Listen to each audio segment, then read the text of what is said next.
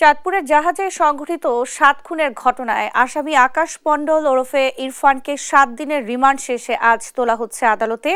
এ নিয়ে বিস্তারিত জানাতে আমাদের সঙ্গে এই মুহূর্তে যুক্ত হচ্ছেন সহকর্মী শরীফ আহমেদ। শরীফ, আদালত প্রাঙ্গণের বর্তমান পরিস্থিতি কেমন দেখছেন, বিস্তারিত জানাবেন।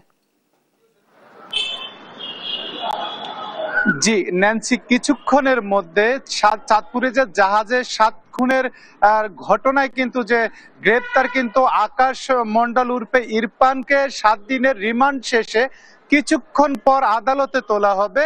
এখানে তাকে আদালতে তোলার পর সে ১৫৪ ধারায় জবানবন্দি দেওয়ার কথা রয়েছে, যেটি আমরা চাঁদপুর নৌ পুলিশের যে অতিরিক্ত পুলিশ সুপার রয়েছেন আব্দুল্লাহ আল মামুনের সাথে কিছুক্ষণ আগে আমি কথা বলেছি, তিনি আমাকে জানিয়েছেন। তো ইতিমধ্যে তাকে আদালতে আনা হচ্ছে, অর্থাৎ চাঁদপুর যে নৌ পুলিশের অঞ্চল কার্যালয় রয়েছে সেখান থেকে তাকে আদালতের উদ্দেশ্যে নিয়ে আসা হচ্ছে। আমি কথা বলেছিলাম, নৌ পুলিশ সুপার আমাকে বলেছেন যে তারা আকাশ মণ্ডল উর্ফে ইরফানকে ব্যাপক জিজ্ঞাসাবাদ করেছেন। সে আসলে হত্যাকাণ্ডের ঘটনা স্বীকার করেছেন।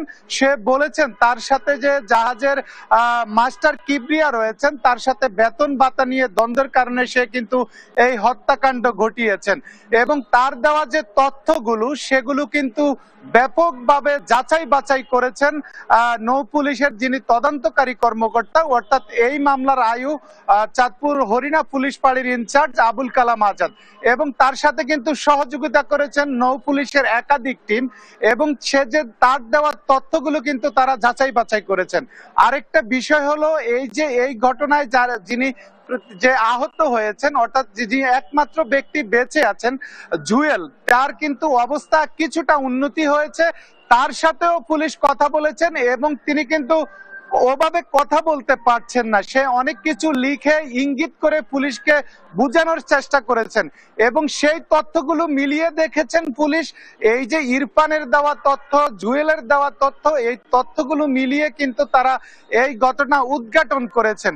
এবং সর্বশেষ বলতে পারি যে আসলে এই ঘটনা ইরফান উর্ফে যে আকাশ মণ্ডল তিনি ঘটিয়েছেন, তিনি স্বীকারোক্তি দিয়েছেন। তার সাথে আর কেউ এই ঘটনায় জড়িত আছে কিনা সেই বিষয়ে ব্যাপক জিজ্ঞাসাবাদ করার পরেও কিন্তু সে আসলে বলেছেন যে সে একাই ঘটনাটি ঘটিয়েছেন।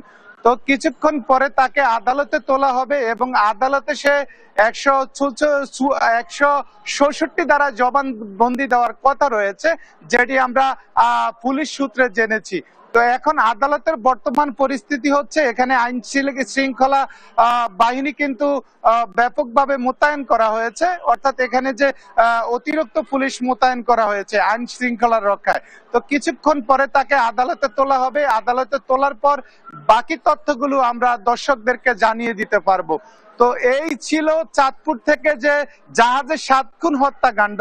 এখানে আজকে যে আদালতে তাকে তোলা হচ্ছে, এখান থেকে আদালত প্রাঙ্গণ থেকে আমার কাছে সর্বশেষ। শরীফ, আপনাকে ধন্যবাদ। দর্শক, চাঁদপুর থেকে আমাদের সঙ্গে যুক্ত হয়েছিলেন সহকর্মী শরীফ আহমেদ।